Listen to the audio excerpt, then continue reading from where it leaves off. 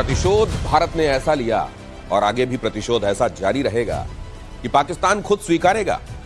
भारत की एयरफोर्स ने तो यह कहा था कि हमने 2 टारगेट हिट किए थे पाकिस्तान के भीतर, मुरीद के, बहावलपुर। पाकिस्तान खुद आके बढ़कर कह रहा है नहीं नहीं 2 नहीं थे, 8 थे। आप सोचिए, ऑपरेशन सिंदूर भारत ने जितना बताया है ना, उससे कहीं ज्यादा व्यापक था और यह मार बहुत बुरी पड़ी है पाकिस्तान को। प्रतिशोध हिंदुस्तान का इस बार और बड़ा होगा आगे। और एक प्रतिशोध उधर, क्या रशिया यूक्रेन से ऐसा प्रतिशोध लेने वाला है कि ऐसी लपटें उठेंगी कि दुनिया उसमें सुलग उठेगी। आज इसी के इर्द गिर्द प्रतिशोध। पहली खबर देखिए, पाकिस्तान का डोशियर में बड़ा कबूलनामा। ऑपरेशन सिंदूर में 20 नहीं 28 ठिकाने तबाह। 20 नहीं 28 ठिकाने तबाह। भारत ने काफी अंदर तक जाकर जवाबी कार्रवाई की है, पाकिस्तान खुद मान रहा है। पाकिस्तान ने डोजियर में 8 नए ठिकानों का जिक्र किया, टारगेट किया। एयर मार्शल पीके श्रीवास्तव मेरे साथ मौजूद हैं। जब यह कहा गया था कि मुरीद के और बहावलपुर ये वो 2 जगहें हैं, ये हमने दिखाया भी था, अब उन्होंने ये कहा है कि नहीं, सिर्फ वो नहीं, 28 थे कुल और 8 थे उनमें से इंडियन एयरफोर्स ने जिसको टारगेट किया। दिनेश, ऐसा चोट गिनने में थोड़ा टाइम दीजिए। आप तो एकदम तुरंत कैसे बता देंगे? आइए, थोड़ी चोट गिन रहे हैं, गिनने में टाइम लग रहा है। हाँ। और आपको पता ही है कि हिंदुस्तान जब देता है तो कम ही कहता है, देता ज्यादा है, देता है तो ज्यादा देता है, तो कहता लेकिन कम। अब उन लोगों के लिए भी इसमें एक बड़ा संदेश है। जब हम खबरें बता रहे थे और अभी खबरों का जाहिर है ऑफिशियली कई चीजों का कंफर्म होना एक के बाद दूसरा टाइम आ रहा है, तो वो किया जा रहा है। और कई ऐसी चीजें हैं जो हम नहीं बताएंगे, वो दुश्मन मुल्क खुद बता रहा है।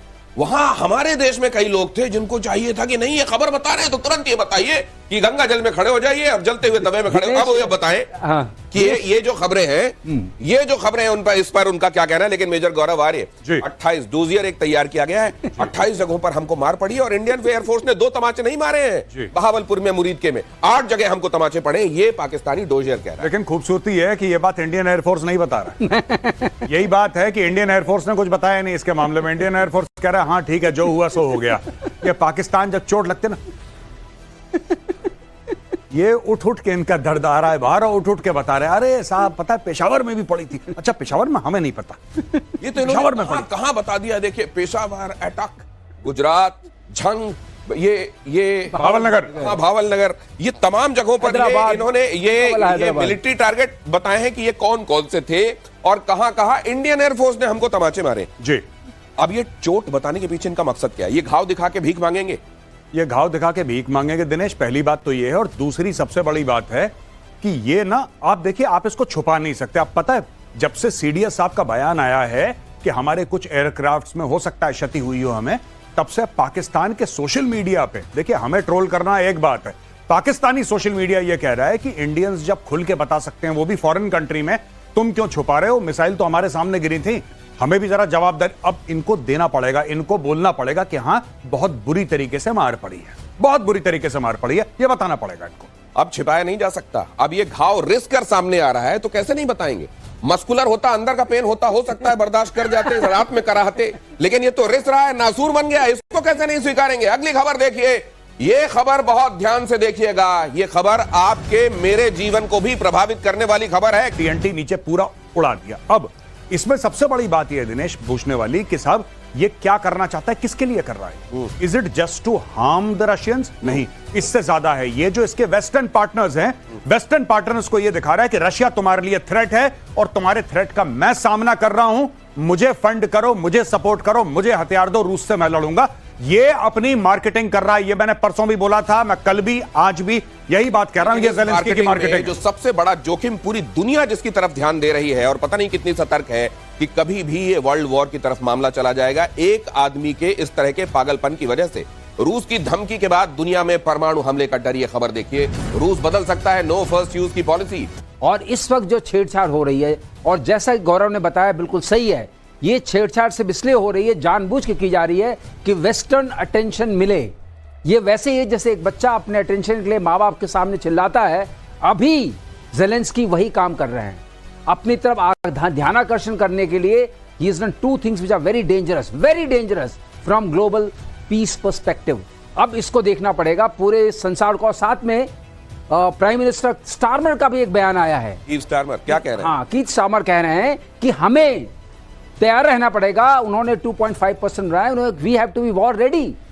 उन्होंने जैसा न्यूक्लियर सबमरीन मतलब सर क्या यूरोप ना चाहते हुए भी पूरा का पूरा आग में आएगा? एक बात बस कहना चाहूंगा दिनेश, और अमेरिका भी आ जाएगा जो हाथ खींचना चाह रहा है इससे, क्या उसको भी आना पड़ेगा? यही बात वो बोलो। ये जो क्या सिचुएशन क्रिएट कर रहे हैं, यूरोप जो वर्ल्ड वॉर 2 में हुआ था, इनिशियली अमेरिका वर्ल्ड वॉर 2 को ज्वाइन नहीं करना चाहता था, बार बार विंस्टन चर्चिल ने जाके रिक्वेस्ट करके और ऐसी सिचुएशन क्रिएट की, जब उनका वो आ रहा था, शिप आ रहा था और उसको यू बोट ने मारा, उसने उनको अपनी तरफ खींचा और पर्ल हार्बर ऑफ कोर्स एक बड़ा मोमेंट बन गया। तो ये ना चाहते हुए भी वर्ल्ड वॉर की तरफ जा रही है, क्या आपको भी अंदेशे हैं मेजर गौरव? देखिए, मैं ये तो नहीं कहूंगा वर्ल्ड वॉर, लेकिन मैं ये कहूंगा कि ये फैल सकता है पूरे यूरोप में।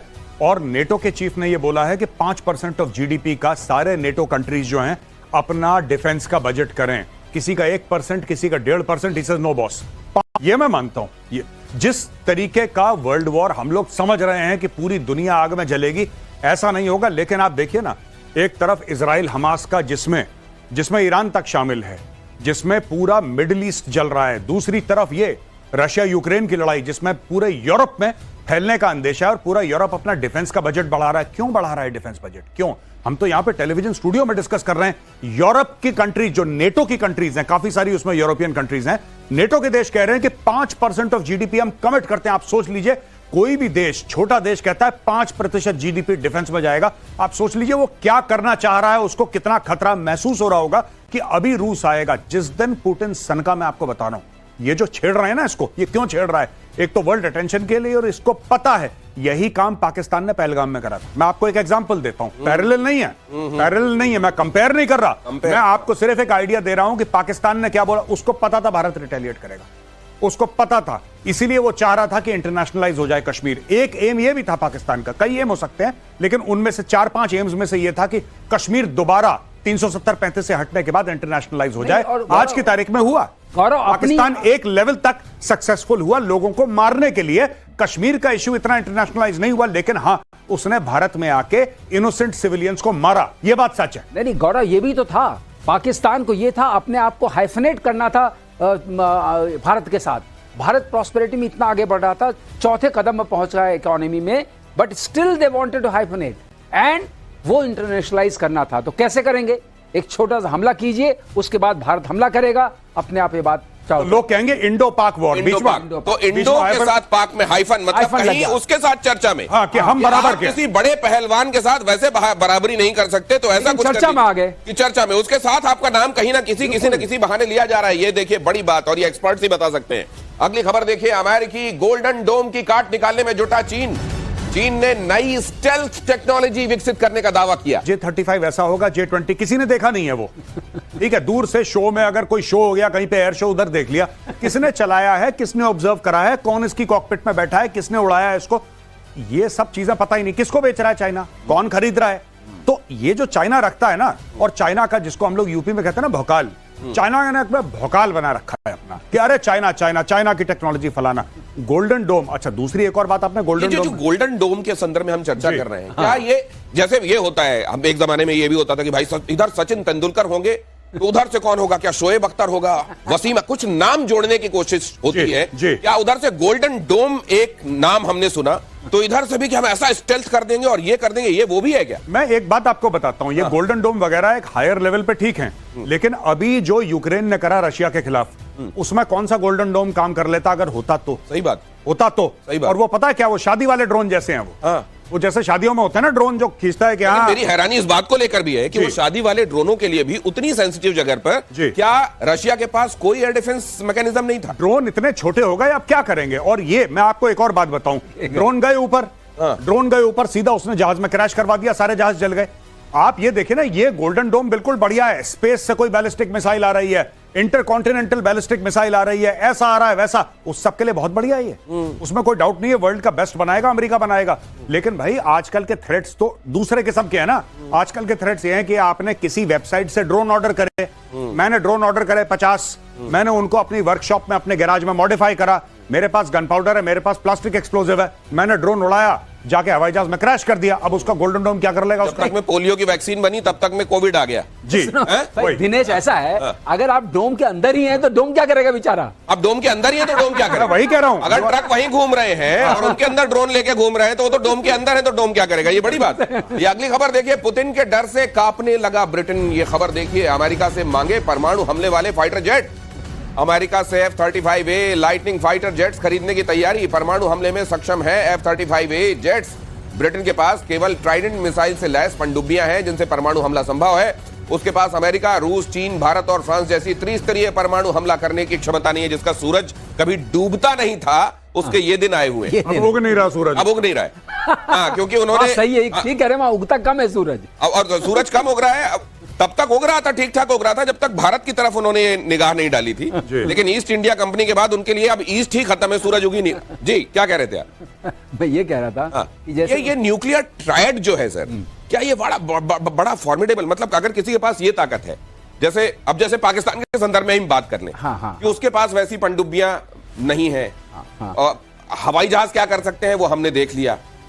ये ट्रायड का होना क्या बहुत फॉर्मिडेबल बना देता है? फॉर्मिडेबल ये बना देता है दिनेश कि आप हवा से भी मार सकते हैं, वो शक्ति आपके पास है, जैसे स्ट्रेटेजिक बॉम्बर्स की हम बात कर रहे थे। और दूसरी, आप लैंड से साइलोज में हैं, तो साइलोज फिक्स होते हैं, वहां से आप लॉन्च कर सकते हैं, तो वो आपके पास शक्ति है। और तीसरी शक्ति है आपकी पनडुब्बियों की, जो बहुत बड़ी शक्ति होती है, क्योंकि पनडुब्बियों में क्या होता है कि वो कहाँ है, वो बहुत एक जो जान उस पनडुब्बी में है और बहुत कम चेन ऑफ कमांड को पता रहता है। नेवल हेडक्वार्टर्स में भी सबको नहीं पता रहता है, सिर्फ नीड टू नो बेसिस पर पता रहता है। तो अगर उसके अंदर आपकी परमाणु शक्ति है, तो जब सब कुछ नष्ट हो गया, आप टेक ऑफ नहीं कर सकते हैं, आपके साइलोस पर अटैक हो गया है, तब पनडुब्बी से निकलेगा।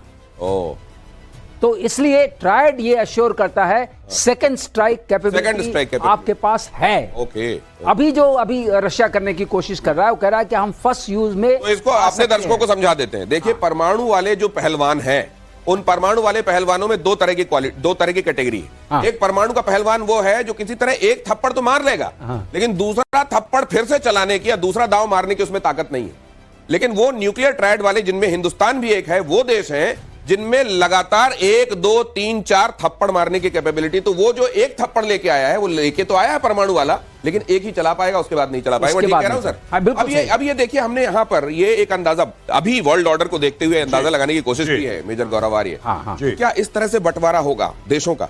क्या एक तरफिया? और ये स्पेशल ग्राफिक बनाया, बहुत कमाल का ग्राफिक है, इसके लिए हमारी टीम को साधुवाद। Britain, Israel, France, Poland, Sweden, Australia, दक्षिण Korea, America, Canada, Germany, Italy, Norway, Finland, Japan, क्या ये एक तरफ होंगे? क्या चीन, बेलारूस, सीरिया, रूस, ईरान, नॉर्थ कोरिया, क्यूबा दूसरी तरफ होंगे? क्या ये आइडिया लगता? अगर ऐसा होगा जी, तो फिर मैं ये भी बात करना चाहूंगा कि हम अपना नाम किस तरफ कैसे देखें। जी, मैं आपको बता देता हूं दिनेश, ये ऑलरेडी है, ये होगा नहीं है आज की तारीख में जी। और एक लूज कोएलिशन ऑलरेडी बन चुका है। नेटो क्या है? नेटो तो वही है ना जो लेफ्ट हैंड साइड में है स्क्रीन। जी, जी, जी, जी। Most of the countries are part of NATO, वही तो है। और राइट हैंड साइड में आप देखिए कि सबसे बड़ा वहां पे जो इकोनॉमिक सुपर पावर है वो चाइना है, और सबसे बड़ा मिलिट्री सुपर पावर रशिया है वहां पे, और ईरान, ये जितने भी स्टेट है। अब मैं आपको बताता हूं भारत कहां है। G20 जब हुआ था, भारत ने बोला था कि अफ्रीकन यूनियन, भारत ने उसको परमानेंट मेंबर बनवाया, मोदी जी ने जब स्पीच दी। भारत ये कह रहा है कि ना हम तुम्हारे साथ है ना तुम्हारे साथ, हम अपने साथ हैं। और भारत कह रहा है कि मल्टीपोलर वर्ल्ड है, बाइपोलर वर्ल्ड नहीं है, जहां पे एक तरफ रशिया और चाइना है, दूसरी तरफ अमेरिका नहीं। भारत भी है। भारत अपने आप में एक उभरता सुपर पावर है, और भारत अपने जो हमारे सपोर्टर्स हैं उनको साथ लेके चलेगा। इसलिए तो भारत इन्वेस्ट कर रहा है, तो भारत अफ्रीका में इन्वेस्ट कर रहा है, इसकी फौज में, आर्मी, ये सब क्यों कर रहा है? इसीलिए कर रहा है भारत। गौरव जो कह रहे हैं उसी को मैं सपोर्ट करता हूं कि ये जो हमने बाइनरी दिखाई है, तो ये बाइनरी नहीं है, दिस इज ट्राइनरी। अच्छा। 3 लेग्स, एक लेग पे भारत भी तो है, और बाकी अफ्रीकन कॉन्टिनेंट के लोग हैं। हमारे जो ईस्ट लुक पॉलिसी थी, हमारी लुक ईस्ट पॉलिसी थी, उससे कनेक्टेड लोग हैं। तो ये सब भी तो एक, उनका भी तो एक बहुत बड़ा समूह है। तो ये भी समझ लीजिए कि अगर जो सुपर पावर्स, कथित बड़ी ताकतें हैं, वो ये चाहती हैं कि दुनिया बस 2 खेमों में बंट जाए, तो ऐसा नहीं होगा। भारत ने स्पष्ट कर दिया है कि भारत के हितों के हिसाब से जितने खेमे जरूरी होंगे और जितनी परतें, जितना लेटरल होना जरूरी होगा, भारत वो करेगा। और इसलिए आप यहां पर देख रहे थे, अगली खबर आपको दिखाऊं। ब्रिटेन को तो खैर ये चाहिए, उसको कब मिलेंगे, खतरा उसको दिखाई देने लगा है।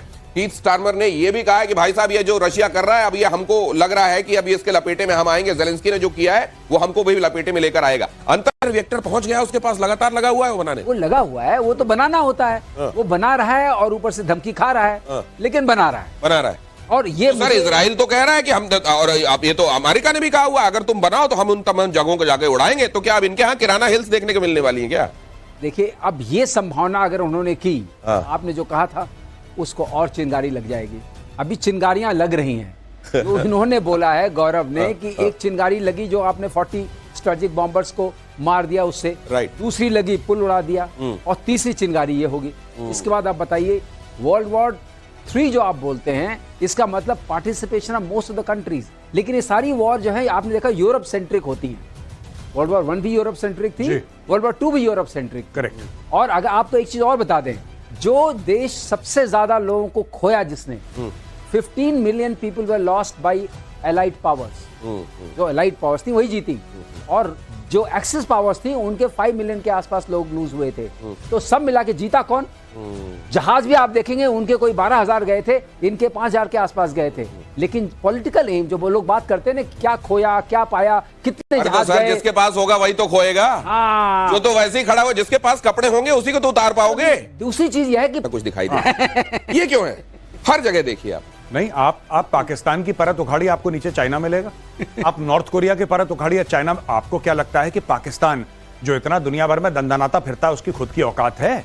जो लोगों के यहां आजकल बिजली नहीं आ रही और लोग सड़क पर एहतजाज कर रहे हैं, प्रोटेस्ट कर रहे हैं कि पानी नहीं है, उस मुल्क की इतनी औकात कहां से हो गई? ये चाइना दे रहा है सब कुछ, उसको पैसा, चाइना उसको डिप्लोमेटिक सपोर्ट दे रहा है। ये जैश ए मोहम्मद का जो हेड है मौलाना मसूद अजहर, राइट, जो बेचारा बताइए, बेचारा मैंने कह दिया मरते मरते बचा। नहीं, मैं दूसरी बात आपसे, जो आपने कहा ना कि आप वहां ईंटा उखाड़ के देखेंगे तो वहां से जो खजूरा निकलेगा वो चाइना दिखेगा। जी बिल्कुल। तो मैं एक बात ये आपसे जानना चाहता हूं कि कोई ये इस तरह के मुल्क जो है, ये बड़े पावर जो बन रहे हैं, ये बड़ा होकर अमेरिका बनना चाहते हैं क्या, कि हम भी क्राइसिस क्रिएट करेंगे और हमारी न्यूसेंस वैल्यू, हमारी वैल्यू होगी दुनिया में? नहीं, इससे बड़ा छोटे की बात नहीं है। ईरान भी तो यही कर रहा है।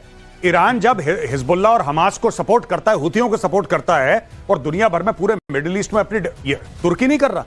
जो अहमद अल शरा है, जो सीरिया का प्रेसिडेंट है, he is supported by Turkey. तो ये दुनिया में बहुत, हम लोग नहीं करते वो अलग चीज है, we are not doing it. लेकिन हमसे जो काफी गरीब देश हैं, जिनकी डिप्लोमेसी हमारी जितनी नहीं है, जिनका पैसा हमारे जितना नहीं है, जिनका रसूख हमारे जितना नहीं है, जिनकी फौज हमारी जितनी नहीं, वो लोग कर रहे हैं, खुलेआम कर रहे हैं। भाई ईरान कर रहा है। ये जो मेजर गौरव आर्य बता रहे हैं ना, प्रधानमंत्री नरेंद्र मोदी जब ये कहते हैं कि अगर भारत ताकतवर बनता है तो दुनिया ताकतवर बनती है, अगर भारत का मंगल होता है तो दुनिया का मंगल होता है, अगर भारत का उदय होता है तो दुनिया का उदय होता है। ये क्यों होता है? इस नियत की वजह से होता है। बाकी जगहों पर नियत का ये खलल आपको समझ में आ रहा है? अगली खबर देखिए, ताइवान को लेकर दक्षिण चीन सागर में तनातनी। ताइवान, लेकिन मैं आपको एक बात बताना चाहता हूं, जो अगर सुन रहा हो, जिसके पास भी डिसीजन मेकिंग कैपेबिलिटी हो, हम लोग तो टेलीविजन पे यहां पे आके अपनी बातें रखते हैं। एक बात कहना चाहता हूं, जब कश्मीर के चलते चाइना प्रॉपरली पाकिस्तान के साथ खड़ा है, जब उसके आतंकियों तक को बचाता है चाइना, और खुल के बचाता है, जब टीआरएफ के ऊपर सैंक्शंस होने वाले थे तब चाइना ने मदद करी पाकिस्तान की, जब चाइना खुल के आ रहा है, तो अब यह वक्त आ गया है कि भारत भी ताइवान के साथ सीधा खड़ा हो जाए। आपको अगर वेपन सप्लाई करने हैं, आप क्यों नहीं दे रहे ताइवान को आकाश तीर? आप उसको क्यों नहीं दे रहे पिनाका? आप उसको क्यों नहीं दे रहे ब्रह्मोस? क्यों? वाई? आप दीजिए। देखिए, जब आप इनके लिए कांटे बोएंगे, जैसे ये आपके लिए कांटे बो रहे हैं, चाइना इस वक्त पाकिस्तान का इस्तेमाल करके भारत के लिए कांटे बो रहा है, आपका भी यही फर्ज बनता है कि साहब आप भी चाइना के लिए कांटे बोएं, इतने ज्यादा कि चाइना चल ना पाए। देखिए, आपने सप्लाई करी ना फिलीपींस को ब्रह्मोस, आप वही सप्लाई, मैं तो कह रहा हूं फ्री में दो। आपको क्यों सप्लाई करनी है? ये कॉन्ट्रैक्ट आएगा, फिर बाबूजी ये कागज लिखेंगे, फिर फाइल साइन होगी। आपको पता है ना कि चाइना की किसके साथ जिंदगी और मौत की दुश्मनी है, आपको सब पता है। जिसके साथ दुश्मनी है उनको सप्लाई करो, बोला आएगा ठोक देना तुम। चाइना यही कर रहा है। तो चाइना करने की कोशिश कर रहा है। चाइना कभी भी ताइवान पर विजय नहीं पा सकता। ताइवान की सबसे बड़ी जो दोस्त है वो उसकी टेरेन है, उसका 2/3 टेरेन माउंटेनियस एंड फॉरेस्टेड है। टेरेन और सेमीकंडक्टर्स बचाएंगे क्या उसको? टेरेन और सेमीकंडक्टर्स टोटल बचाएंगे। मैं आपको बता रहा हूँ 90% से ज्यादा लोग, चाइना भी वही सेमीकंडक्टर्स यूज करता है। और एक और बता दूं, बीच फ्रंट जो है ना उसका, ये जहाज लेके जा रहे हैं, वो बीच फ्रंट कोई भी ऐसा नहीं कि जहां वो लैंड कर सके। तो ताइवान को जीतना इतना आसान नहीं है। अगर ताइवान के ऊपर लड़ाई की तो अभी मैं यूएस की बात नहीं कर रहा हूं, वो तो आएगा ही, उसके अलावा भी ये पिटेंगे, बहुत पिटेंगे। एटमी हमलों से बचने के लिए डीआरडीओ ने बनाई खास किट। अगली खबर देखिए, न्यूक्लियर प्रभाव को कम करने वाली किट, रेडिएशन एटमी युद्ध के दौरान किट कारगर होगी, घायल सैनिकों लोगों को बचाने में इसका इस्तेमाल हो सकता है। जाहिर है अगर दुनिया उस तरफ जाने का, ये दुनिया उस तरह की ब्रिंकमैनशिप पे अभी खेल रही है कि कब जाने, देखो मैं मार दूंगा मैं, और कहीं से कोई एक गलती मिसकैलकुलेशन हो और ये उस खतरे की तरफ दुनिया बढ़ जाए। और ऐसे में आपको तैयारियां तो रखनी चाहिए, और डीआरडीओ अगर ये कर रहा है तो बधाई का पात्र है। असल में एक पूरे देश में चीजों को, खतरों को लेकर, शत्रुबोध को लेकर आगाह करने और तैयारी करने की आवश्यकता है मेजर गौरव आर्य। और मुझको यह लगता है कि उस स्पीड और स्केल में अभी गुंजाइश है, लेकिन हम दिशा हमारी बिल्कुल सही है, लेकिन आप बिल्कुल ठीक कह रहे हैं दिनेश, मैं अग्री करता हूं आपसे। स्पीड और स्केल हमारा बहुत ज्यादा गड़बड़ है और शत्रुबोध में हम लोग अभी माइनस में चल रहे हैं। दिशा पकड़ ली है, लेकिन देखिए ना, अभी भी लोग ऐसे भारत में जो कहते हैं कि नहीं पाकिस्तान के साथ जो लड़ाई है वो नहीं करनी चाहिए, आखिर हमारी इकोनॉमी का क्या होगा। इकोनॉमी का क्या होगा भाई साहब, मैं आपको बात बताऊं, जब देश सुरक्षित रहेगा तब इकोनॉमी होगी। बिना सुरक्षा के कोई इकोनॉमी किसी देश की नहीं होती। Let's be very very clear. और चाइना क्या चाह रहा है? चाइना पाकिस्तान के थ्रू आपकी इकोनॉमी को डैमेज करना चाह रहा है। दैट इज वाई मैं ये नहीं कह रहा कि 26/11 के पीछे चाइना था, मैं वो नहीं कह रहा, लेकिन आप ये भी मानिए कि क्यों मुंबई को सेलेक्ट करा गया 26/11 के लिए। वाई मुंबई? कोई बॉर्डर लगता है महाराष्ट्र का? मुंबई का बॉर्डर लगता है पाकिस्तान से? मुंबई क्यों आया? क्योंकि मुंबई भारत की फाइनेंशियल कैपिटल है। अगर मुंबई पे चोट लगेगी, स्टॉक मार्केट पे चोट लगेगी, ये सब सोची समझी चीजें। मैं फिर कह रहा हूं, I am not saying China was behind 26/11, I am saying why was Mumbai selected. क्यों मुंबई पे हमला हुआ, ये सोचिए जरा। जब आप मोटिव देखेंगे, मोटिव क्या है, तो आपको अपने आप पता लगने लगेगा कि कौन है जिसका इससे हित साधन हो रहा था। पाकिस्तान से एक बड़ी खबर आ रही है, आपके सामने रख रहा हूं। कराची की मलेर जेल है, वहां गोलीबारी हुई, पुलिस ये थे, अच्छा, उनको निकाला है कि भाई आओ और फरार अभी इतने दिनों तक रोटी खिलाई है, आओ अब गोली खा। हाँ। अब रोटी खा रहा था, अब गोली खा। लेकिन ये जो गोली खा वाले लोग निकाले गए हैं, ये सोच रहे होंगे, आप बार बार इमरान खान की बात करते हैं कि एक वही परिंदा है जो नहीं उड़ पा रहा है वहां से बाहर जी। बाकी तो लोग निकल रहे हैं। एक्चुअली जो मैंने सुनी है खबर, वो थोड़ी सी इससे अलग है। मैंने सुना है कि वहां पे अर्थक्वेक आई थी, भूकंप से एक दीवार गिर गई थी। भूकंप से एक दीवार गिरी थी, तो इन लोगों ने बोला कि बाहर जाओ। ये बाहर जाओ का सिस्टम उन्होंने सीरियसली ले लिया, एक्चुअल में बाहर चले गए और बाहर चले गए 200 से ज्यादा। जब बाहर गए 200 से ज्यादा, फिर भगदड़ आ रहे, फिर ये तो सही में बाहर चलेगा कि साहब आप ही ने बोला था बाहर चले जाओ। सब के सब बाहर चले गए, कोई दीवार फांद के गेट तोड़ के, तो ये लोग बाहर निकल गए। बढ़ते रहे पहले। ये देखिए साहब की बात है, ये भारत और बलोचिस्तान का, अगर आप कैमरा से थोड़ा सा जूम कीजिए जरा, एक बड़ा मैसेज है जो मेजर गौरव आर्य देना चाह रहे हैं। ये देखिए साहब, ये दिल में बलोच भाइयों के लिए ये और सम्मान है। ये बलोचिस्तान इंडिया फ्रेंडशिप का ये फ्लैग है और ये मेरे पास रहता है। It's always here with me, मेरे साथ रहता है ये, और मैं अपने पास रखता हूं इसको, और ये हमारे दिल के पास रहता है। This is always there and I wear it very often. आज मैं कैरी कर रहा था तो मैं ये दिखाना चाहता हूं कि इस प्रकार से है ये, और एक बड़ा संदेश है जी। और अगर यहां पर ताइवान को लेकर बात हुई है तो बलूचिस्तान को लेकर भी यहां से बार बार कहा गया है इस बात को कि अब एम्बिविटी खत्म होनी चाहिए। अब बड़े क्लियर डिमार्केशंस और बहुत क्लियर पाले खिंचे हुए होने चाहिए कि ये इधर हमारे दोस्त हैं और इधर हमारे शत्रु हैं, और उसके बाद अपना काम हमको करना चाहिए। ये अगली खबर आपको देखिए और गहराई से समझाएगी। पाकिस्तान का आतंकी चेहरा फिर से बेनकाब। गांव वाले मामले में नाम सामने आया, ये खुद सामने आके कहने मैं नहीं। अब थोड़े दिन की जिंदगी मिल गई है, मेरे ख्याल से राशन खत्म हो गया घर में, तो फिर दुकान के लिए निकल पड़ा है, शटर खोल दिया इसने। और ये कसूर से ताल्लुक रखने की वजह से कसूरी नाम, मुझको लगता है अगला ब्रह्मोस का निशाना कसूर होने वाला है। कसूर को भी पढ़ना बैलेंस रह गया, अभी इनको पढ़ना चाहिए। ये देखिए, ये जिसके